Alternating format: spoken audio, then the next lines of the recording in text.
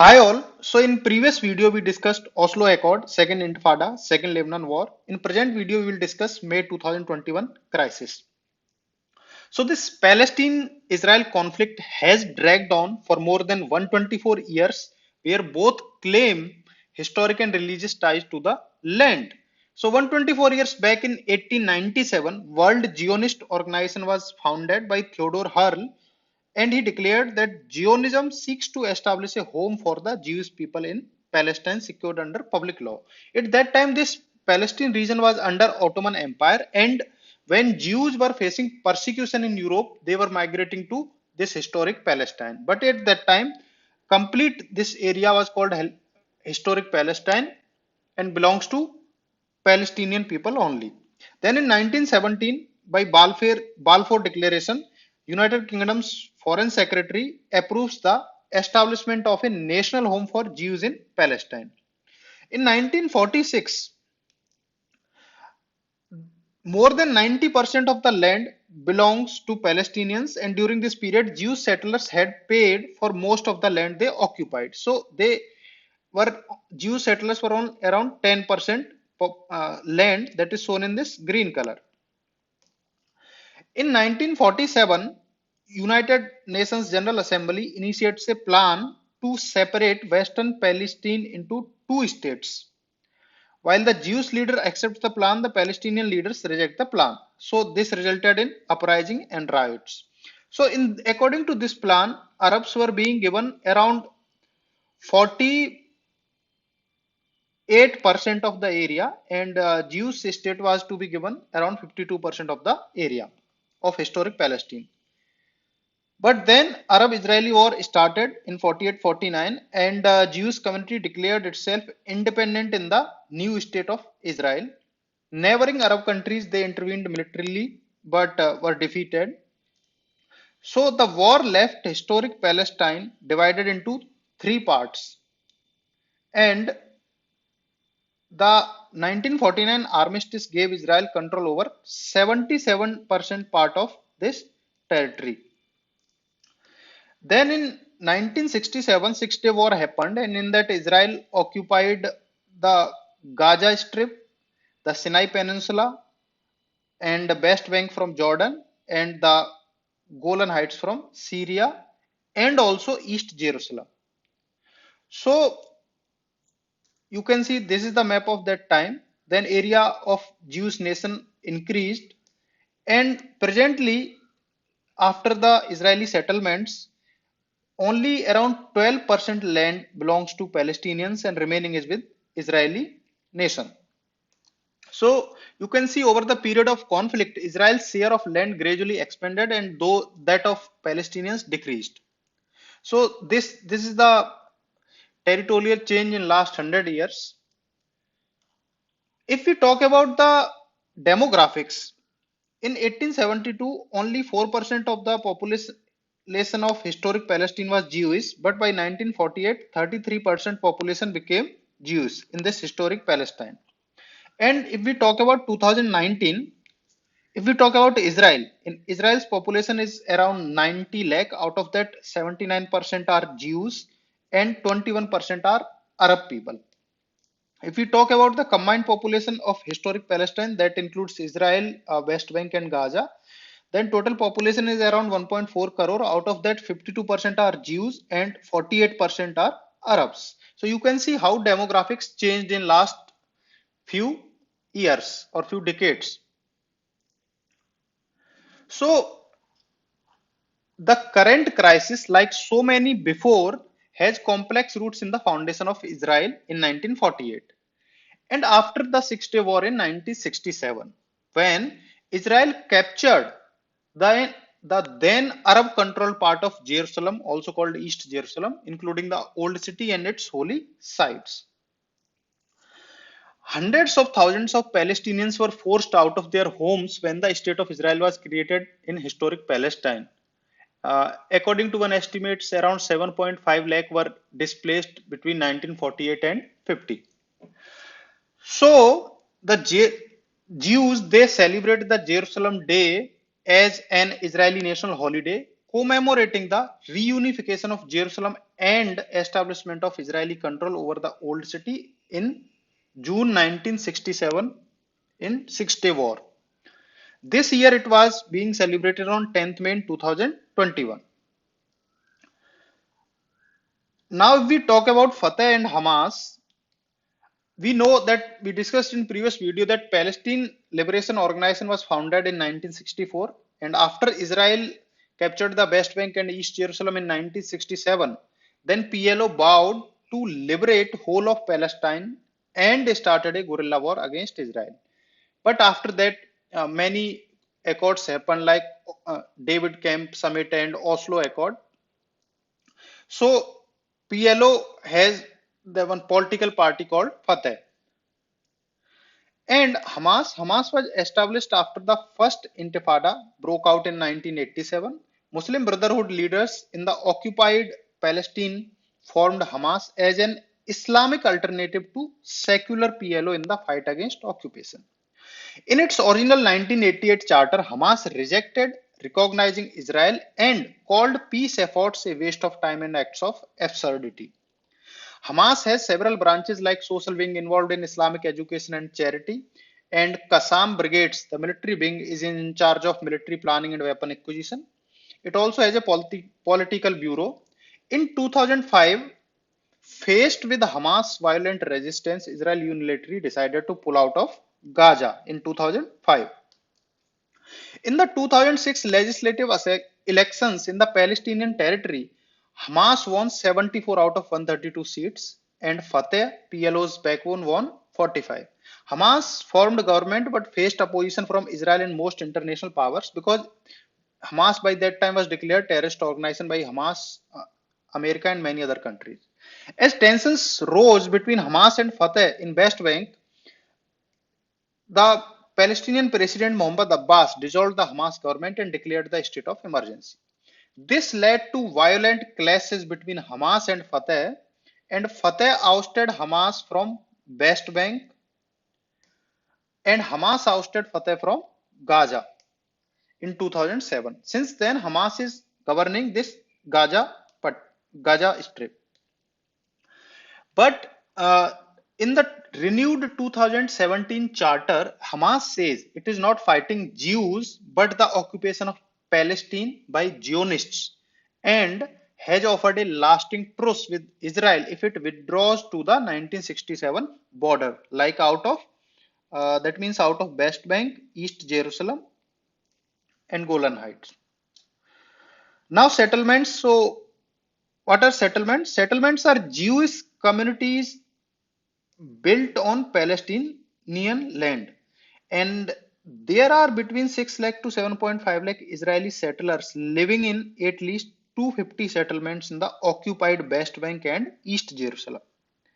According to international law, these Israeli settlements are illegal. So total 6 lakh to 7.5 lakh Israeli settlers are living in West Bank and East Jerusalem area. You can see these areas are shown in this map. After Oslo Accord, this administration of West Bank was like this. The occupied West Bank was divided into three areas, A, B, and C, as part of this Oslo Accord, signed between PLO, Palestine Liberation Organization, and Israel. Under Area A, 80% of the area is there and it is under Palestinian control, shown by this map. Under Area B, 22% of land is there and it is under joint Israeli and Palestinian control, shown by this area. And under Area C, which has 60% of total West Bank land, it is under Israeli control. If we talk about Jerusalem city, this is the West Jerusalem city, this is East Jerusalem, and this is the green line that was like armistice line in 1949. But as we know, in 1967, Israel occupied this East Jerusalem also, and this East Jerusalem is having that old city where all holy sites are there. This is a US embassy site we discussed in previous video. US decided to shift their embassy from Tel Aviv to Jerusalem. And this is the map of Jerusalem Old City. This is that holy site where you have Dome of Rock, Temple Mount, Al-Aqsa Mosque, this one, Western Wall, Jews quarters, Christian quarter, Armenian and Muslim quarter. So this is the that compound, holy sites compound. So if we talk what is Temple Mount or Haram al Sharif, Jews call it Temple Mount, Muslim call it Haram al Sharif. So this is the present site is a flat plaza surrounded by retaining walls, as you can see on all sides. The plaza is dominated by three monumental structures from the early Umayyad Caliph period: Al Aqsa Mosque, this one, the Dome of the Rock, this one, and Dome of the Change, this one. Now, what is the importance of this place? According to Jewish tradition and scriptures, Jews consider the Temple Mount to contain the foundation stone of second Jewish temple, which is the second holiest site in Judaism. It have that western wall also. That is the Jews say that is the remaining part of second temple. Jews believe that this Temple Mount is the site where Abraham tried to sacrifice his son Isaac. Orthodox Jewish tradition maintains that it is here that the third and final temple will be built when the Messiah comes. Among Muslims, the mount is the site of one of the three sacred mosques that are holiest site in Islam. Revered as the noble sanctuary, the location of Muhammad's journey to Jerusalem and ascension to heaven. The site is also associated with the Jewish biblical prophets who are also venerated in Islam. So this is Al-Aqsa Mosque, this is Western Wall. The Temple Mount is within the old city, which has been controlled by Israel since 1967, as we saw. And after 6 Day War, Israel handed administration of the site back to Waqf Board under Jordanian custodianship while maintaining security control. This place remains a major focal point of Arab-Israeli conflict. Due to security measures, the Israeli government occasionally prevents certain groups of Muslims from reaching to Al-Aqsa by blocking the entrance of the complex. So now let's discuss what happened in April-May 2021. The crisis was triggered on 6th May when Palestinians protested in East Jerusalem over an anticipated decision of the Supreme Court of Israel on the eviction of 6 Palestinian families in Sheikh Jarrah. Sheikh Jarrah is this place in old city or in East Jerusalem near this holy site place. This is the Sheikh Jarrah. The protests quickly escalated into violent confrontation between Jews and Palestinian protesters. On 7th May, Israeli police stormed the compound of the Al-Aqsa Mosque. The police used tear gas, rubber bullets, and stun grenades against stone-throwing Palestinians. The violence coincided with Qadr night observed by Muslims and Jerusalem Day, an Israeli national holiday. We already discussed what is Jerusalem Day, and if we talk about Qadr night, this is according to Islamic belief. Qadr night is the night when the Quran was first sent down from heaven to the world, and also the night when the first verses of the Quran were revealed to the Prophet Muhammad. So on 10th May, Hamas gave Israel an ultimatum to withdraw security forces from the Temple Mount complex and Sheikh Jarrah. On the same day, Hamas and Palestinian Islamic jihadists they began firing rocket into Israel from the Gaza Strip. Israel began a campaign of airstrikes against Gaza. As a result of this violence, at least 248 Palestinians were killed in Gaza. Palestinian rocket fire has also killed 12 in Israel. Then a ceasefire was enacted on 21st May 2021, ending 11 days of fighting with both sides claiming victory. So let's see what is the background of this May 2021 event. There are three things. First is April-May Ramadan events. On the night of 13th April, the beginning of the Muslim holy month of Ramadan, an Israeli police squad raided the Haram al-Sharif, uh, what that is also called that Mount Temple Mount.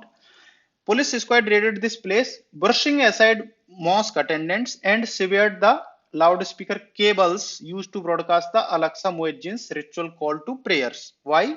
So that the speech being delivered by President of Israel for Memorial Day at the Western Wall would not be disturbed. At the same time, they blocked off access to the Damascus Gate where Muslim worshippers congregate during the holiday. This is Damascus Gate, and this is one of the main gates of the old city of Jerusalem. The barriers at the Damascus Gate were eventually removed some 2 weeks later in the wake of protests.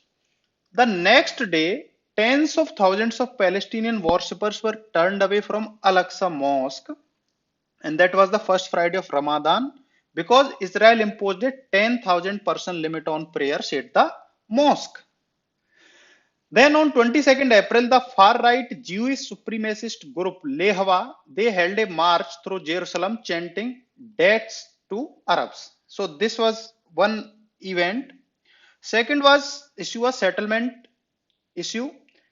What is this? A key source of tension this time has been Jewish settlement in the east of Jerusalem.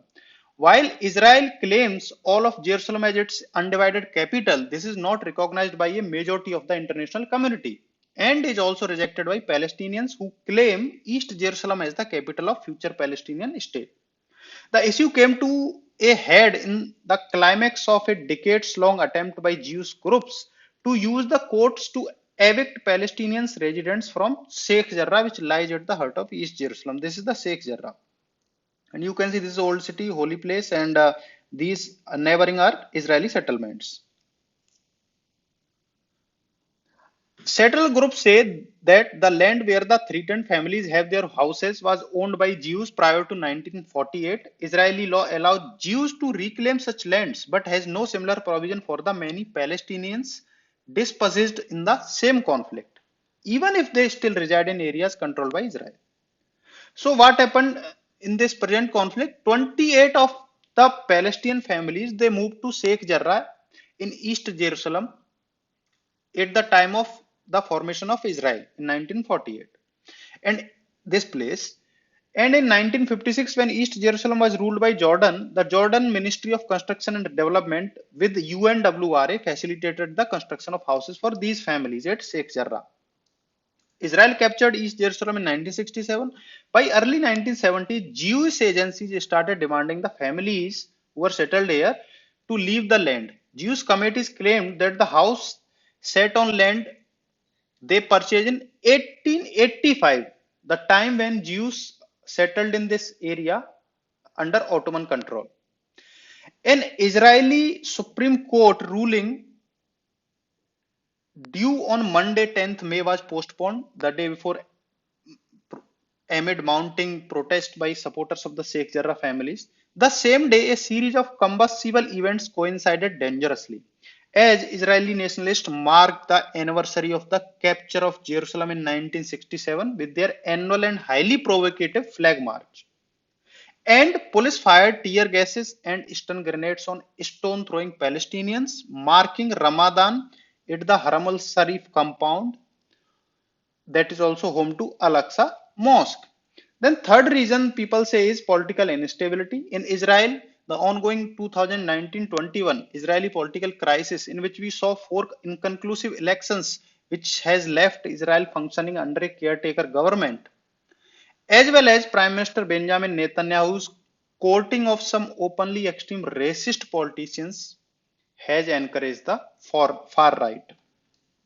A gradual normalization of far-right politics has created the space for virulently anti-Arab groups such as Lehava, La Familia, and most extreme elements in settler movement to assert themselves on the streets.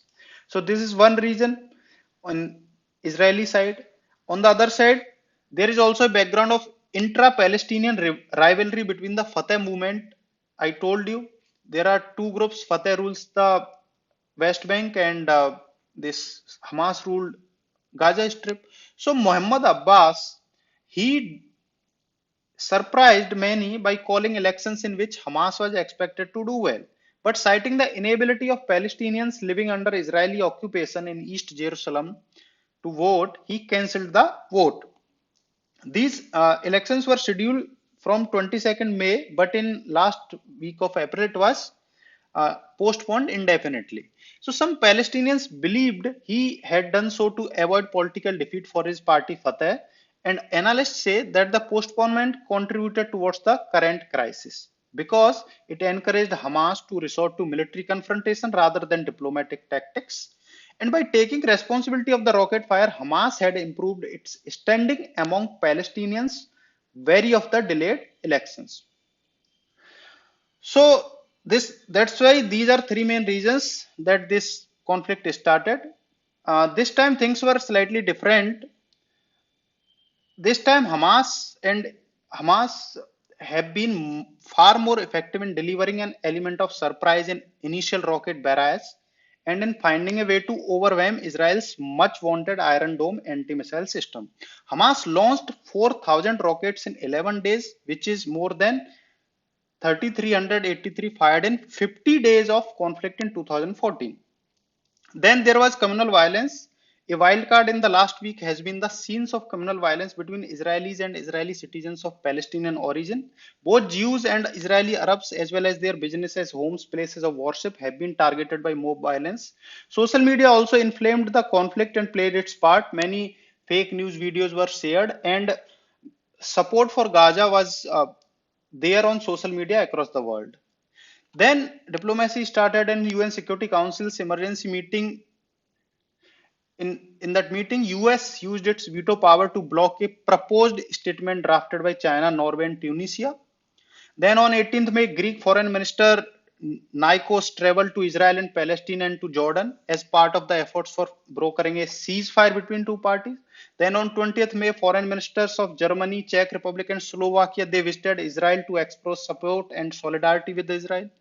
As of 20 May, Israel and Hamas agreed to cease hostilities. A ceasefire deal brokered by Egypt, Qatar, and United Nations and enacted at around 2 a.m. on 21st May 2021, ending 11 days of fighting. So, what lies ahead?